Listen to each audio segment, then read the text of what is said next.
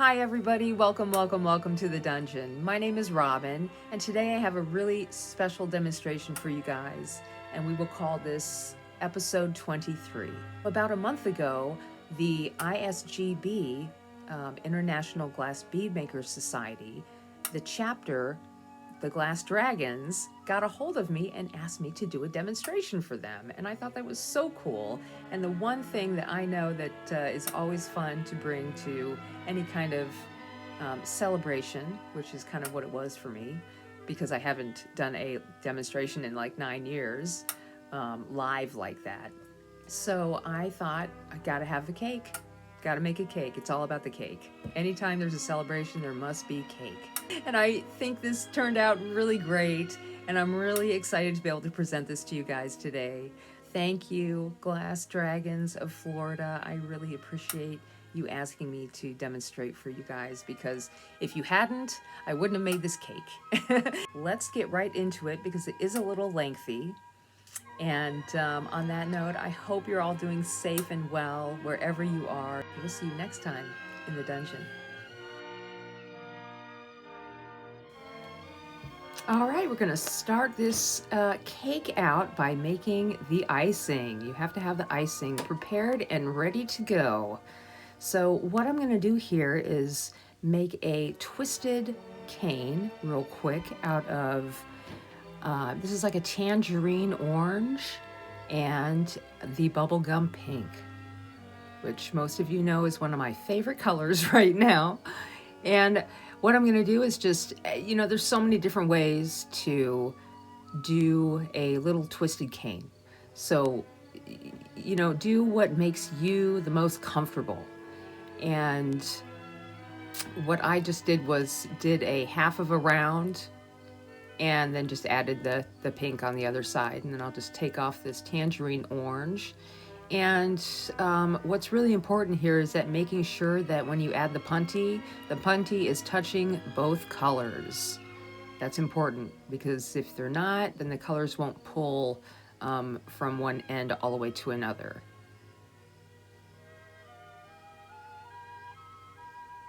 And I'll just get that nice and hot and start to do a little twist and pull.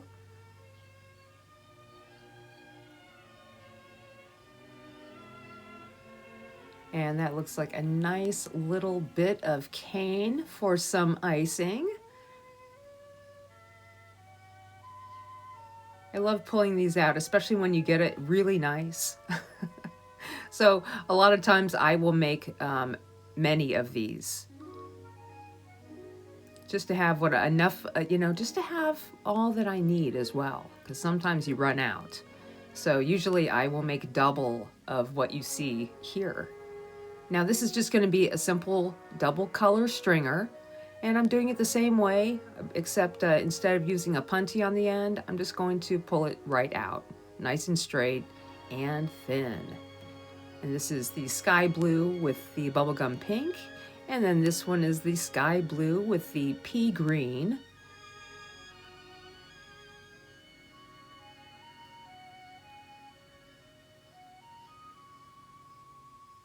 I love the double color stringers. I'm kind of getting into those lately. They're a lot of fun to play with.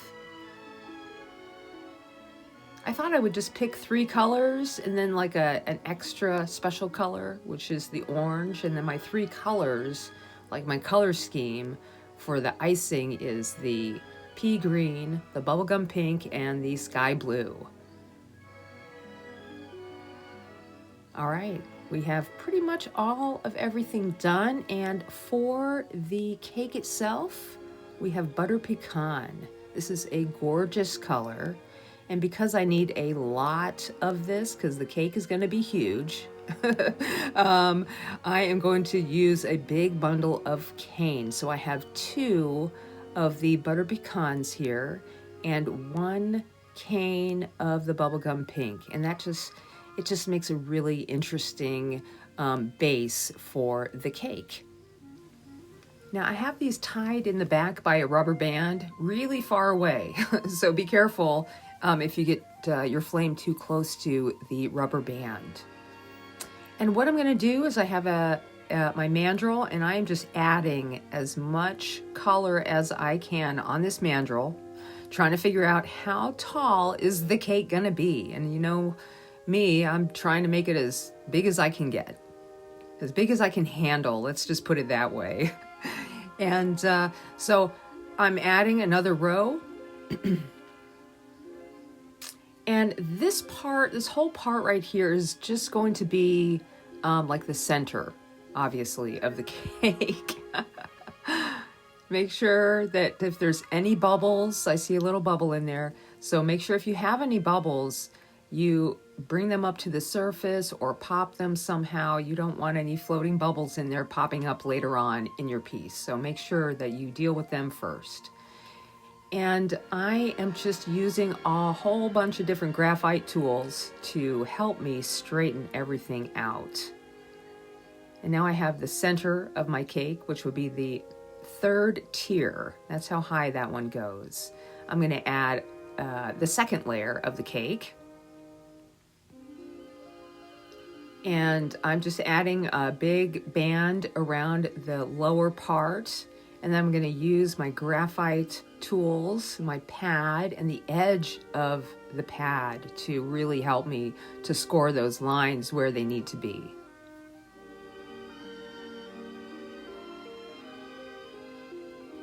I had to get a new bit of color there. So if you find that you're running out of color and you don't have another bundle ready, then what I do is I will put the cake or whatever you're working on in my oven, but I make sure that the mandrel is hanging out as far as possible.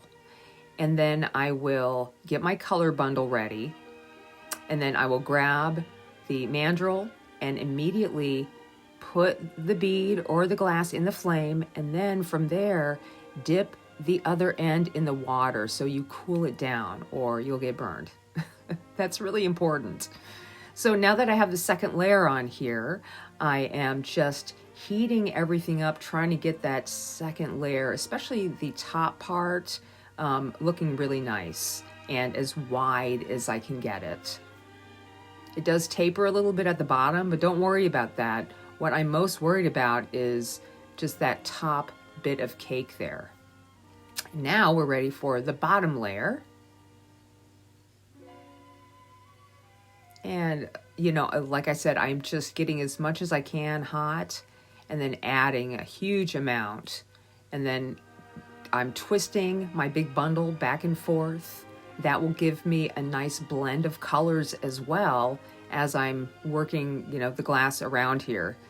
And there was a lot of glass, you guys. I was kind of, I didn't expect to be using almost 6 rods of glass for this cake, but man, it took me probably about an hour and 20 minutes to make this whole cake, just to let you know the timing of this whole thing. Now this bottom part is just real simple, just like the top one. I'm just using the edge of my marble mold on the back side to roll everything against. And don't worry if the bottom looks sloppy right now. You're working your way down. And, you know, I'm getting to the bottom. And I can always add more glass if I need to.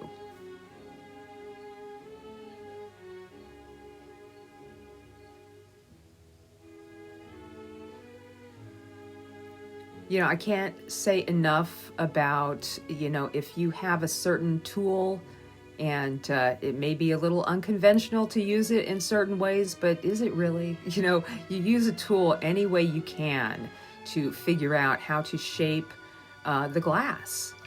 There's the cake. It looks awesome, you guys. I had to take a break after I made that cake before I put the icing on. So I just put it in the oven, and like I said earlier, I will dip the end in a bit of water so I can touch the other side of the mandrel. Now for this icing, what I am going to do is I am going to start by adding some Swiss dots, which are basically very tiny, tiny dots. And in this case, I am using them as like placement guides, like guide dots, basically. Anytime I feel like the glass is, getting a little strange on me, I just roll it out.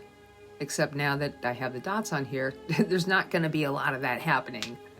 All right, so I'm going to use my first color cane, my double color cane, and do these nice kind of half loops.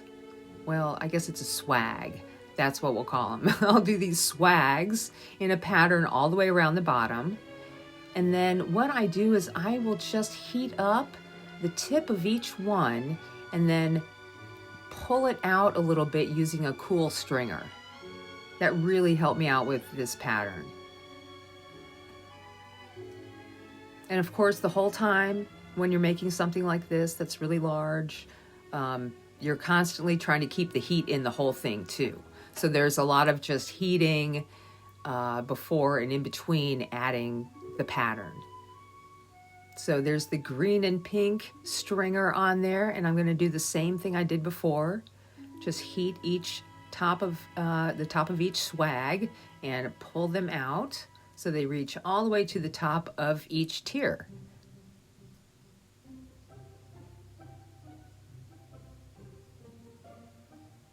All right, now for the last one.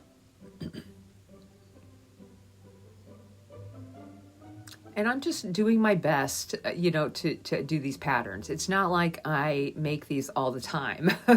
So, when you're making something off the cuff like this, you're kind of just trying to figure out any way you can to make it do what you want it to do.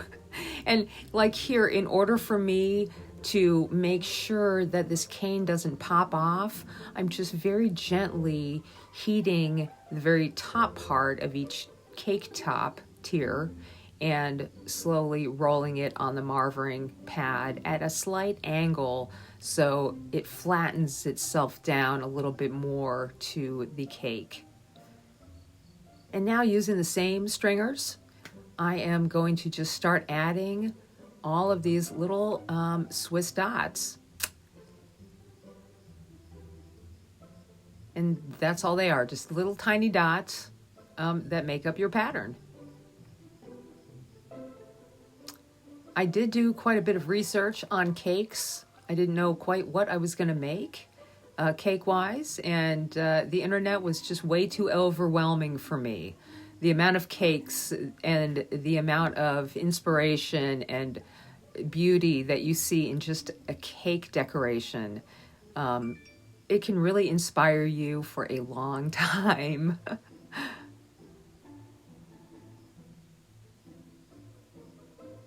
All right, so I'm starting to add a little bit of my orange and some of the other, colors that will kind of make everything pop. And of course, I just love black glass because it really helps all the colors around it to just pop out. So I wanted to have a little bit of black glass here for some small dots. And I did also use some white as well.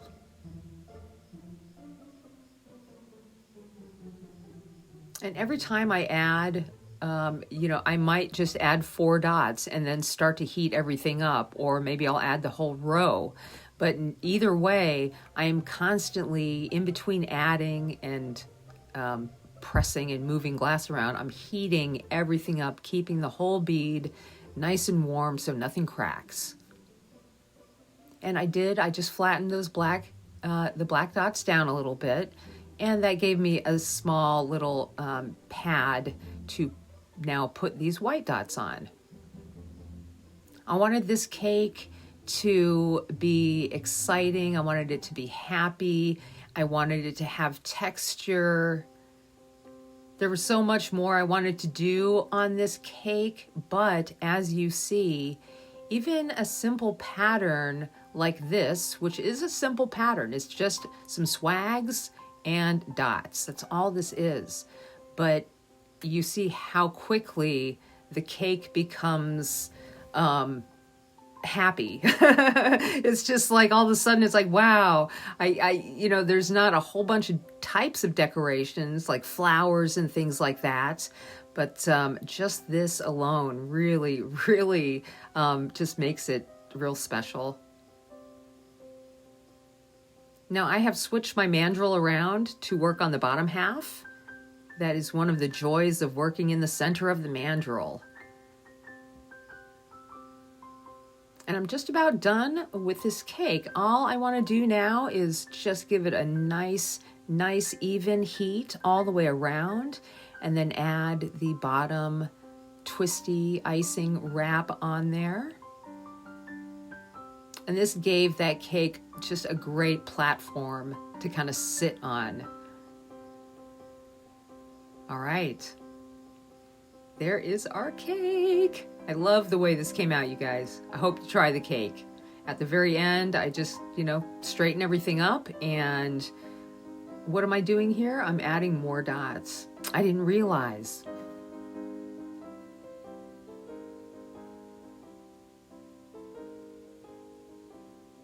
I think that was one of those moments where it was like, can I add some more? I just wanted to keep adding decorations, but that's all I could do. And I think it came out fabulous. So much fun. I love the double color cane. That really made it special. All right. So now, next we have to have something for the cake to stand on. So this is the beginning of the cake stand. Okay, so this is going to be a white cake stand. I was thinking, of traditional glass cake stands, and this is what I came up with. So I'm just going to start by wrapping this all the way up the mandrel. I wanted to make this cake stand at least as tall as the cake, or close to it. So there's probably about 1 inch, maybe 1.25 inches on my mandrel. And I just start by doing the whole center stand part and get that the size that I want. If you want it thinner, then you have to add less glass, or roll it out a little bit longer. And that's kind of what I ended up doing here. It was rolling it out until I got that length that I was looking for. But you do want to be careful when you roll out a bead like this in the middle of your mandrel, because it's easy to bend the mandrel. Sometimes you're putting more pressure on it than you need to. Okay, so I know there's going to be a bottom, I know there's going to be a middle, and I know there's going to be a top plate. So that's kind of what I start by working on, is going, okay, I'm just going to add a little bit to the bottom, and then I want to make sure that the center part is the way I want it too. So I probably should have worked on the center part first, but I was able, with my graphite paddle there, to kind of give it a nice edge. That was a game changer for me, was just using the graphite paddle, in more of a way that lends itself to how I would do things in the hot shop on a larger scale. A lot of my techniques and ideas come from the hot shop, and that's kind of where I got started in glass blowing. I was a glass blower for many years before I did flame working. Okay, so I'm just starting to build up just like you would a disc, a bead, just like a normal disc on the end here. And then I can start to kind of move it around using the bottom and the top of the paddle there, or the marble mold. And then I wanted to work on the top as well. And every time I add a wrap to the top, you'll notice that I heat the bottom. If you don't do this, be careful. The bottom can easily crack, or the top can crack. So you're kind of playing this game here where you're trying to get this nice round disc at the top, and you're still trying to maintain heat in the bottom as well. So when you're going up and down like that, you're also getting heat in the center. So don't worry too much about the center. Just worry about that top and bottom disc.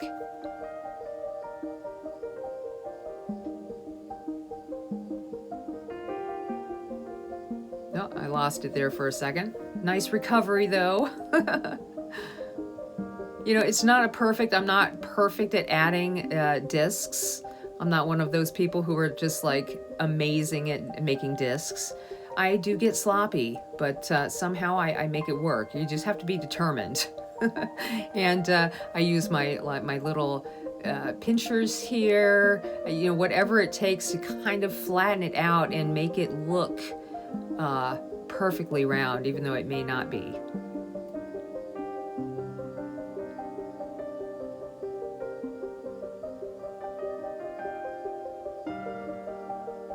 All right, so once I have all my stuff on there, I'm going to add a little bit of decoration in the form of a simple twisted cane with one little row of white, and you get a nice spiral effect. And I'm going to add to the middle and to the bottom. Now, when I do this, I did lose a little piece somewhere around this area because I'm adding this black and white cane to the top, and as I'm doing this, the bottom is just getting a little too cold for me, so a little bit of the bottom popped off and I had to add a little bit extra, and you'll see that in a second here, I think. Yeah, okay, so I'm adding that little bit of extra to the bottom. You just do whatever you can. If it doesn't look perfect, it's okay. You may see that there's a flaw there, but somebody else probably will not. You can see that little tiny bit of glass I had that popped off down there at the bottom. Oh my gosh, I was so happy to get to this point, you guys. I think I made 2 of these. The first one, the whole top popped off on me.